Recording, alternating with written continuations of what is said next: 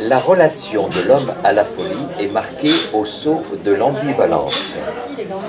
L'ambiguïté, c'est pas la même chose que l'ambivalence. L'ambiguïté, c'est une sorte de confusion, de trouble de l'esprit qu'on doit pouvoir dissiper. On dissipe une ambiguïté.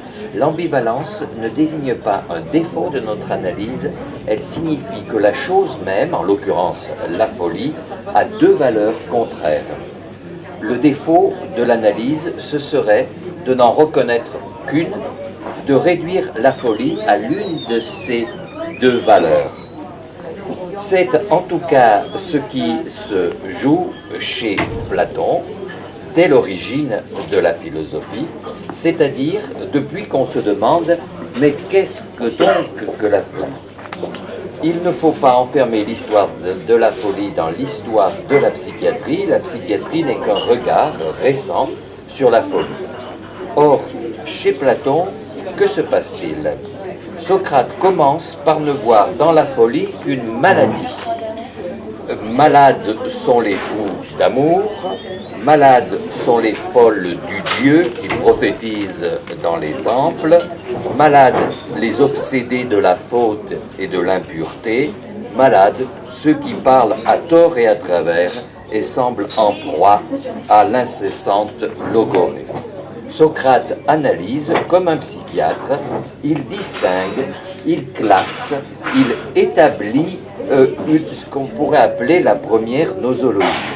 Le délire est un dérèglement, pour lui, il est une maladie, c'est sa première valeur, une valeur donc négative, un mauvais sort dont certains sont affligés, une ruine de l'humanité en l'homme.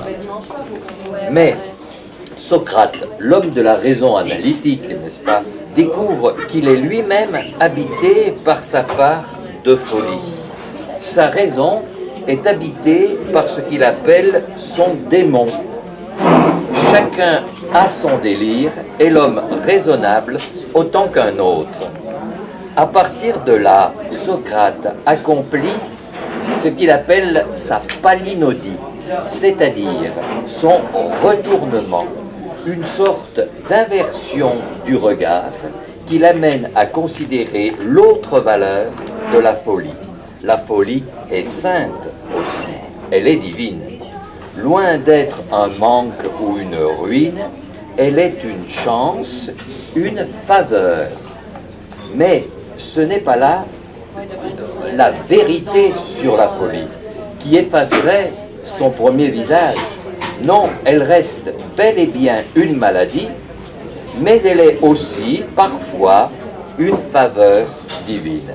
Elle est donc ambivalente, c'est-à-dire qu'elle contient en elle son propre retournement. De la folie, on peut donc faire l'éloge, comme le fera Erasme. Elle rend l'homme plus créatif, plus imaginatif, comme le montre l'art brut. Elle l'affranchit d'une logique qui est finalement une contention de la pensée. Elle l'affranchit d'une raison qui limite, d'une morale qui enferme. Mais la folie, il faut également la condamner, si je puis dire, c'est-à-dire la contenir physiquement et chimiquement, la réduire, la soigner. Ce que le philosophe découvre donc dès l'origine, c'est que la folie nous oblige à une autre logique, car elle porte en elle-même la contradiction. Elle nous oblige à suspendre ce fameux principe de contradiction sur quoi se fonde la raison, à savoir qu'une chose ne peut pas être son contraire. Eh bien, si une chose peut être son contraire, ce que la raison ignore dans sa fondation même, c'est le démon qui l'habite. Socrate invente une logique palinodique. Dès qu'on commence à suivre un chemin, il faut le rebrousser. Dès qu'on pose une hypothèse, il faut l'inverser. Plus on est fou, plus on est contradictoire, puisque le même homme peut être un malade incapable qu'il faut contenir et aider, puis un être plus lucide et plus doué que les autres, puis retomber dans sa maladie par une dynamique sans fin de retournement de l'un dans l'autre. La psychiatrie est une démarche scientifique qui repose, du moins au départ, sur le principe de contradiction, comme le fait toujours la raison scientifique. Elle représente une avancée prodigieuse dans la compréhension de la folie comme maladie. Mais elle représente aussi une réduction de la folie à la maladie. Elle reste aveugle à l'ambivalence de la folie. Je parle de la psychiatrie théorique, car dans les faits, dans le quotidien du soin, si je puis dire, c'est autre chose. Les asiles ont été des lieux de contention, mais aussi des lieux de créativité. Ce que veut l'institution, c'est que le patient en vienne à ressembler à ce que la science attend de lui. On peut parfois l'y aider. Le patient est un effet et un reflet de l'institution. Lorsque l'institution change, le patient change aussi. Seulement, l'institution est comme Socrate, elle est habitée par son propre démon, elle devient à son tour le reflet de la folie et peut devenir folle. Ce que la folie, par son ambivalence, nous oblige à reconnaître, c'est que l'homme est un animal équivoque. Socrate, et la philosophie qu'il invente, et la philosophie après lui, est très conscient de son équivocité. Plus la raison s'affirme, plus croit avec elle son démon, son élément de folie. Il en va de même de l'institution. Plus elle cherche à se rationaliser, aujourd'hui par la gestion financière, plus elle développe ses propres pathologies. Naguère, pathologie de la science psychiatrique, aujourd'hui, pathologie de la science économique, devenue la science maîtresse, même à l'hôpital. Il ne peut sans doute pas en être autrement. Là où il y a de la pensée philosophique, là où il y a de l'institution, soit que cette institution soigne, soit qu'elle enseigne, il y a forcément de l'équivoque, de la palinodie, du retournement de la raison en folie. Que l'homme soit à ce point un être équivoque, doit-on le regretter? Doit-on regretter qu'il soit à la fois le plus raisonnable et le plus fou des animaux? Et surtout, le plus fou quand il est le plus raisonnable. Je crois que cette équivocité est précisément ce qui le rend irréductible à tout calcul. Nous sommes des êtres inassignables à aucune fonction précise, inclassifiables, des êtres humains qui ne peuvent être jugés et ne peuvent se juger eux-mêmes parce que nous sommes dans un retournement perpétuel de l'un en l'autre. À force de tours et de retours, l'être humain que nous sommes demeure indécidable.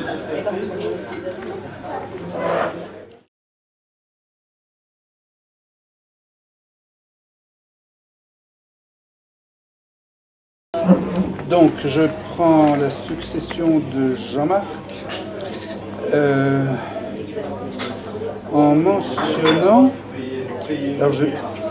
le fait que on peut ajouter aujourd'hui au retournement de Socrate ce qui s'appellerait, ce qu'on pourrait appeler une inversion. C'est-à-dire que dans ce chemin aller-retour qui s'appelle une théorie, je crois, théoria, quand le bateau allait à Délos pour avoir l'assentiment du verdict, c'était une théoria. Et alors cet aller-retour qui revient avec un retournement,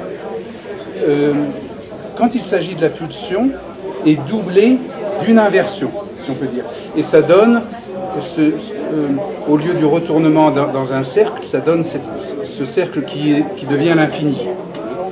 Alors ça, ce sont des topologies modernes, lacaniennes, et puis des mathématiciens, qui peut-être succèdent à l'époque de Socrate, où nous n'avions pas encore le zéro, par exemple, pour calculer le chemin d'un retournement, qui peut s'inverser autour d'un zéro. Alors, sur cette transition, moi je suis intéressé à parler de l'antipsychiatrie, qui, dans son terme, indique aussi un retournement, une inversion ou un retournement de la psychiatrie elle-même. Et l'antipsychiatrie est un mouvement, on peut dire, de psychiatrie, qui a été désigné comme tel vers les années 70, à partir de mouvements anglais, qui étaient dirigés ou initiés par Ronald Lang et David Cooper, qui avaient conçu à cette époque l'idée que comme tu parlais des institutions, que la société elle-même pouvait vivre le même trajet, la même équivocité qu'un individu, en devenant elle-même folle, si on peut dire, enfin atteinte de pathologie mentale. Et ça Lang et Cooper et la population, enfin la civilisation, la société de l'époque en avait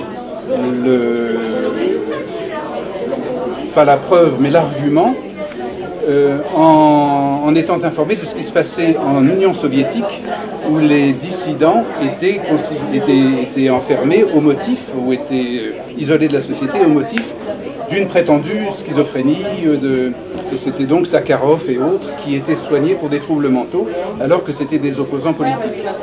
Donc à ce moment-là, en Angleterre, un mouvement psychiatrique s'est déclaré qui a inversé les conditions habituelles de désignation d'une pathologie par la société, une pathologie mentale, en estimant que c'était à l'inverse à la population de repérer et de désigner la pathologie de sa société. Alors ceci s'est appelé l'antipsychiatrie et on retrouve ce problème fondamental de l'équivoque et de l'impossible décidabilité de distinguer entre le sain et le pathologique, ou bien finalement entre deux pathologies qui vont s'annuler pour faire une espèce de projet utopique. Alors, il m'est arrivé, pour avoir plus de détails et de renseignements sur l'histoire de cette antipsychiatrie, de ce mouvement, il m'est arrivé de rencontrer Lang plus tard, quelques années plus tard, dans un congrès avec Henri Laborit. Donc j'ai fait connaissance de Lang qui après, quelques années après le mouvement antipsychiatrique, était devenu un des psychiatres responsables de Amnesty International. Il était devenu bouddhiste et donc il avait un peu évolué dans ses perspectives et il répudiait le nom de antipsychiatrie. Le terme de antipsychiatrie lui avait provoqué probablement trop de critiques et de soucis, tandis que son ami, son collègue David Cooper, lui, je pense, à l'époque, était déjà décédé. Et donc, on voit que dans cette inversion, ou cette distinction du retournement, la qualité de anti avait été, même par son promoteur, répudiée, où il tentait de la redistinguer d'une autre manière, de faire une inversion sur cette espèce d'opposition. Alors, dans mes études, j'ai pu faire l'examen ou analyser, faire une recherche d'analyse de l'antipsychiatrie à partir de ses organes, si on peut dire, et principalement, ce sont les organes de surveillance qui étaient développés à l'époque et qui généralement, ce que Foucault avait aussi décrit comme un des grands outils, des grands organes, si on peut dire, de la société mentale, c'était la surveillance. Et en vis-à-vis de la surveillance, qui tend à imposer l'empire de la société sur tous les membres qui sont surveillés. À l'opposé, ce sont des artistes qui ont commencé à donner le nom de sous-veillance. La sous-veillance, le terme a été ultérieur, plus tard à l'époque londonienne de l'antipsychiatrie, mais il désignait bien ce que c'était que le dissident, c'est-à-dire Sakharov et autres qui allaient surveiller la surveillance, si on peut dire. Et ils ont appelé ça la sous-veillance, qui était le moyen, ou qui était le point de vue, par lequel ils pouvaient s'attester que la société est transparente. Si une société surveillante, parce que c'est sa structure, c'est sa nécessité, c'est son ordre social sur les individus, si elle peut être sous-veillée, c'est-à-dire si elle peut être elle-même observée par ses membres, à ce moment-là, c'est une société qui est transparente. Autrement, c'est ce qu'on appelle une dictature ou une société totalitaire qui est opaque, qui ne permet pas le double sens de l'observation et c'est-à-dire l'analyse critique du processus d'aliénation sociale ou de développement social.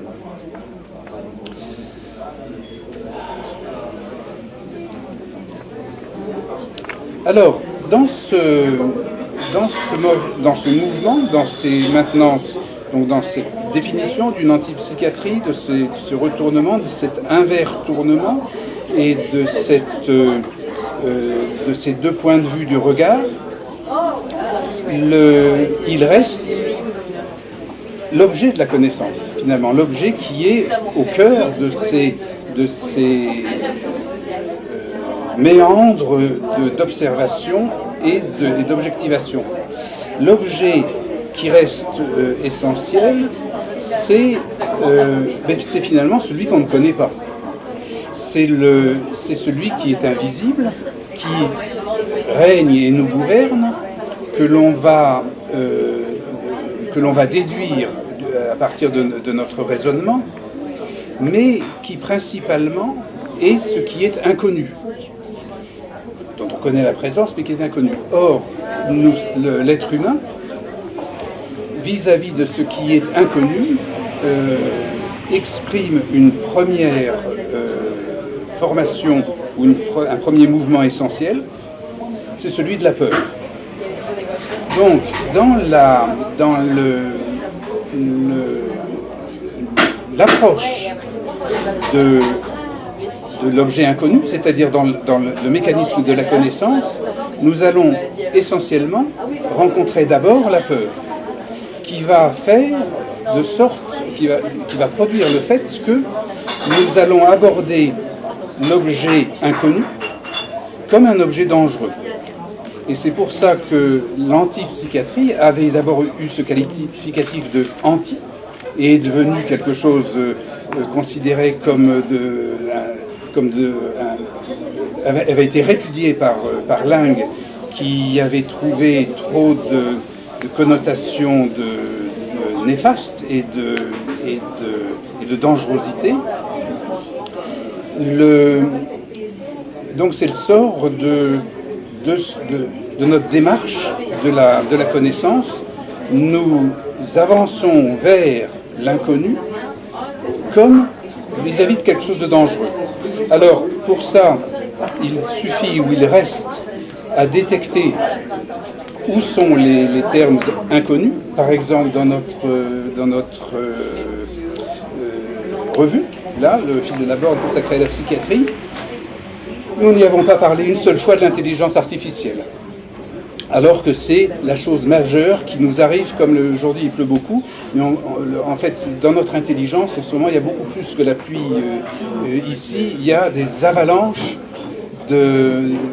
d'intelligence artificielle.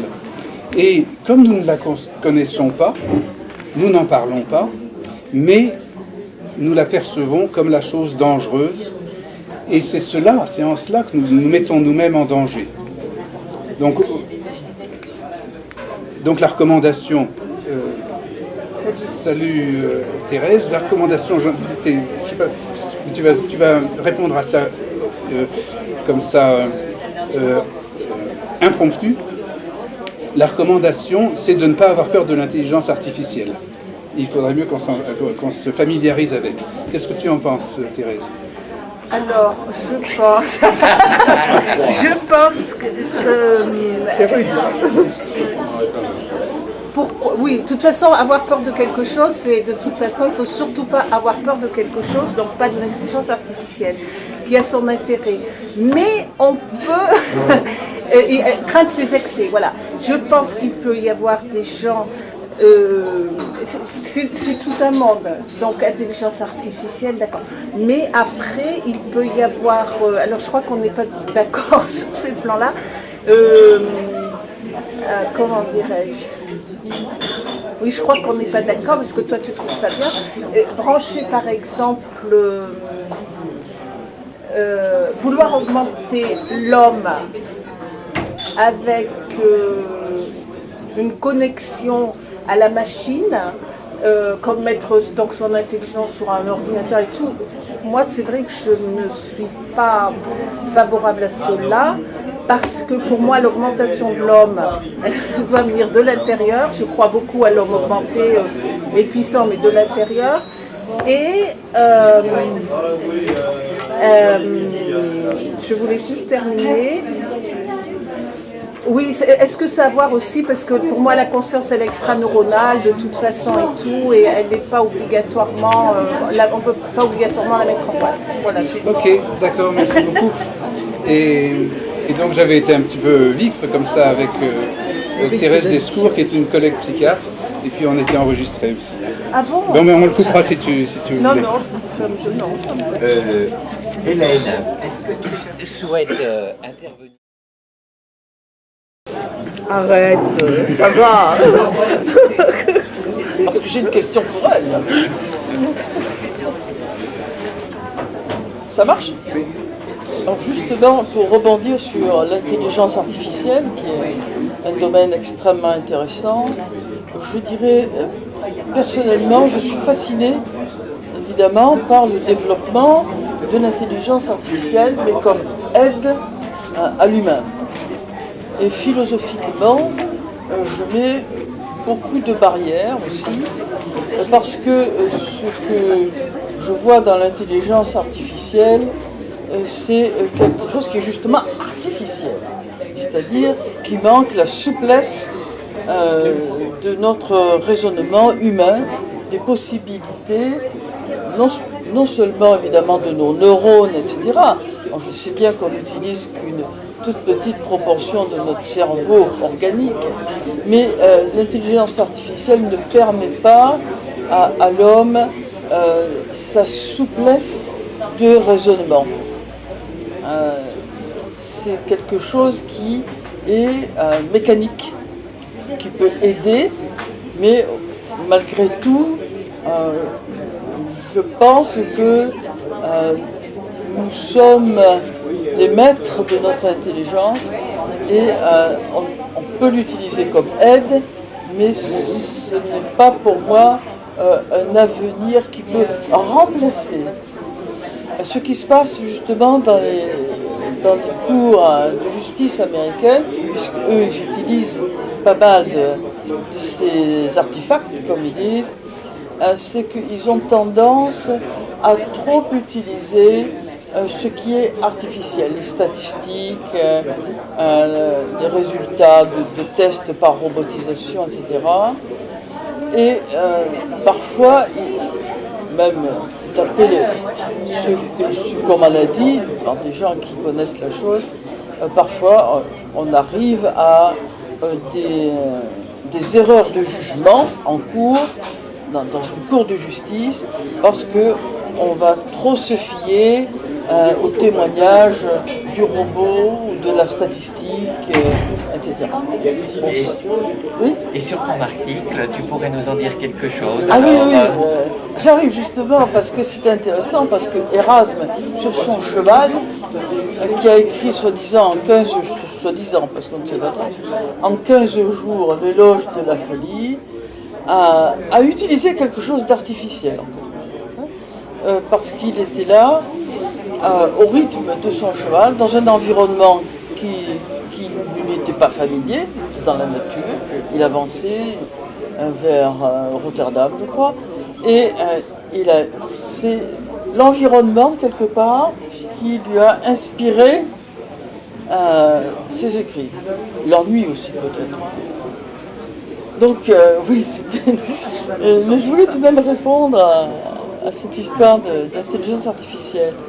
Alors, ce qui se passe avec l'éloge de la folie d'Erasme, c'est que nous avons là un homme qui fait une analyse que je dirais un petit peu artificielle, parce que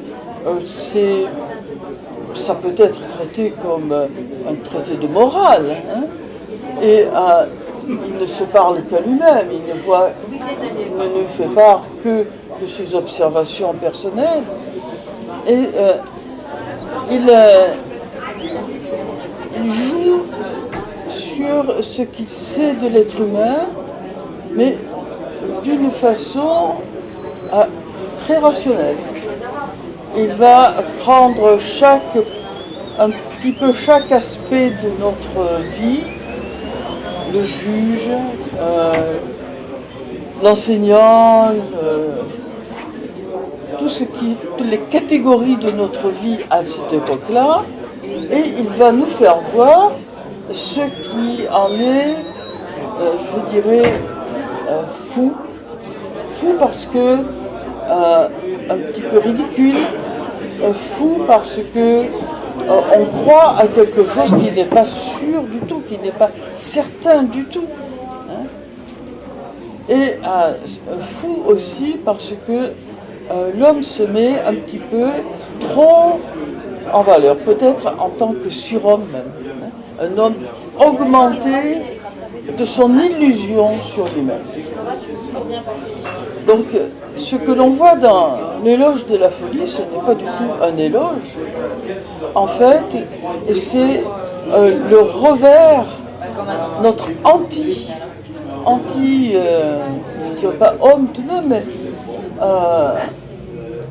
anti-perception que nous avons de nous-mêmes. Erasme, dans cet éloge, ne donne aucune solution à ça, mais il n'en a pas besoin. Parce que cette antithèse qu'il donne de nous-mêmes est déjà la solution. C'est une espèce d'antipsychiatrie avant l'heure, si on peut dire. Il nous retourne comme un gant, il dit voilà, dans votre catégorie, vous vous croyez très important, vous pensez que vous êtes comme ceci, comme cela, mais non. Voilà, moi je vous montre que à l'intérieur, en fait, vous ne l'êtes pas. Vous ne l'êtes pas non seulement par rapport à vous-même, ce qui est évidemment le point peut-être le plus important, ou du moins aussi important que ce que la société voit de vous-même. Ce que la société voit, c'est à la fois, bon, peut-être sans doute évidemment votre rôle dans la société, mais la société vous renvoie aussi une image que vous savez, vous n'êtes pas exactement ce que vous pensez. On peut très bien vous lire, comme on dit maintenant, vous lire d'une façon tout à fait opposée, négative. Donc, descendez de votre piédestal en quelque sorte. Vous n'êtes pas... Bon, il souligne là la complexité tout de même de l'être humain. Non seulement en tant qu'être humain individu, comme on dirait aujourd'hui, mais être humain dans la société. Il souligne aussi l'ambiguïté, comme tu le soulignais, Jean-Marc, de ce qu'est non seulement la société, qui fonctionne donc sur un schéma finalement très artificiel, mais aussi l'ambiguïté de l'humain en soi. Donc oui, la folie, mais c'est une folie qui reste à définir. La question d'Erasme, c'est à la fin des fins. sommes-nous vraiment sains et un fou est-il vraiment fou? C'est vraiment de l'antipsychiatrie à l'italienne, là, alors, hein, des années 70, je crois, si je ne me trompe pas. Voilà, c'était notre Erasme Merci. qui a fait son petit livre en 15 jours de voyage. C'est un voyage. Même le livre est un voyage. Alors, peut-être qu'il y aurait une manière de lancer la discussion, parce que